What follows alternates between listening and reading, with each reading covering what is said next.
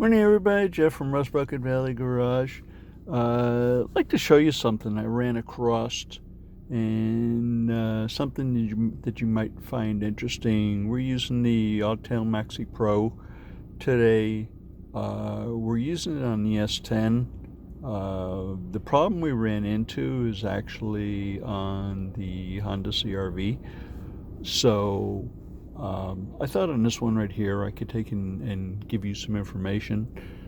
And from the basic screen, you go into individual units, and then you go into powertrain, which will take and bring up the ECU information, and you can go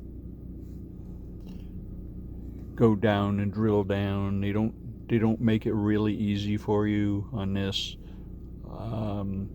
Each one of these is different, so you will get different data sets. Here what we want to take and look at is we want to take and look at the O2 sensors. Okay, so here is O2 sensor 1 and the heater for that. That'll be the upstream one. On the CR-V, it was showing off or no activity detected.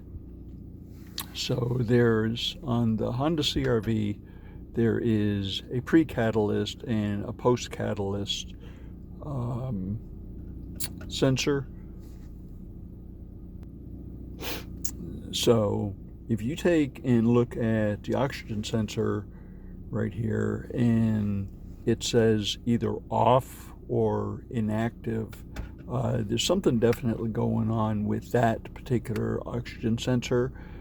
First thing I do is, if it's an older car, I would take and look back at the wiring.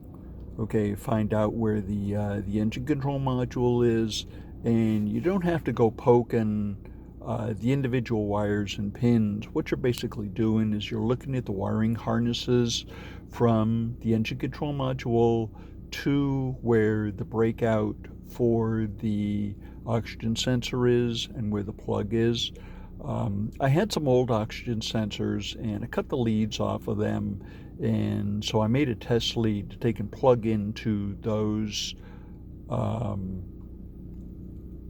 the connectors that go on to the oxygen sensors, and they don't like to be run with no load on them, so you will get some bizarre readings. As long as you're getting something out there, you'll know that it's connected to the engine control module. But we had a little go around with AutoZone on this one right here. And I'm going to give you a cautionary note on getting your parts. AutoZone has Bosch, which is a very good brand, and usually their parts are pretty good. We had one oxygen sensor in there. It was an upper oxygen sensor, the one that controls the fuel trim. We looked at the fuel trim. Fuel trim was right on the very lower edge of being correct. So what we did is we went ahead and we checked the heater resistance. The heater ought to be 10 to 20 ohms, and it was about 7.5. So the heater was out of specification. So that's kind of a problem right there. Okay, so we went to AutoZone and we got another a Denso, which is OEM for the Honda CR-V, and we went ahead and put that in, and then we still got an inactive status, and the status for the thing was off. Okay. Prior to this, we'd gone and checked the wiring. make sure all the wiring was okay, everything was fine, nothing was crushed, nothing was burned.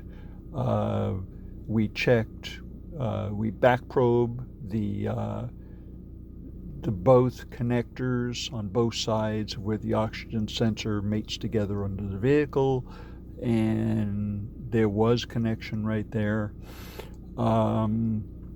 So the oxygen sensor, the first Denso oxygen sensor that we got, it just came in the box. It was kind of rolled up. There wasn't any packaging material on it. There's generally a rubber band or some kind of tie around it. Okay, it's kind of like somebody used it before and they take and put it back in the box because they decided that's not what it was. Just for a note, that is a $180 part. So what we did is we exchanged that for another one, and at the parts counter we taken looked at it, and they gave us there was a mistake in the part that was in the package. It was a downstream one because the plugs are different. One is a male and the other one's a female.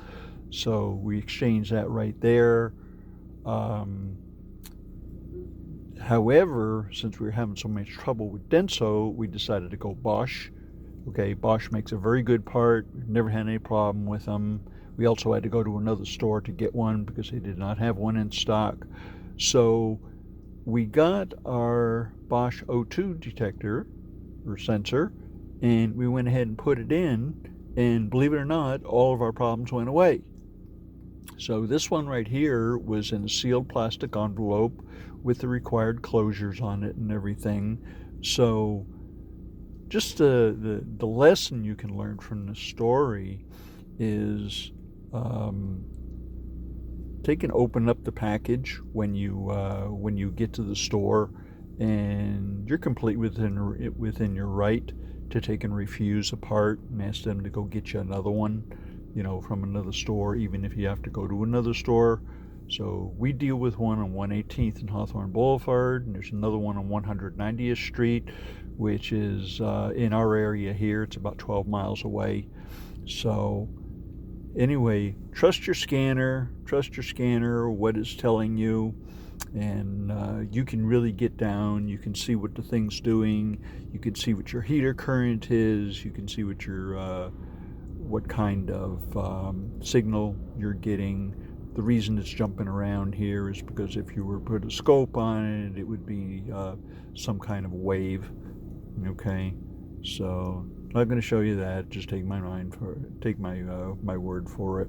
Anyway, hope I've given you some good information. I hope you have a wonderful day on this rainy day here in Los Angeles. And we love our subscribers. And look for the next video. So we'll see you soon. Have a great day.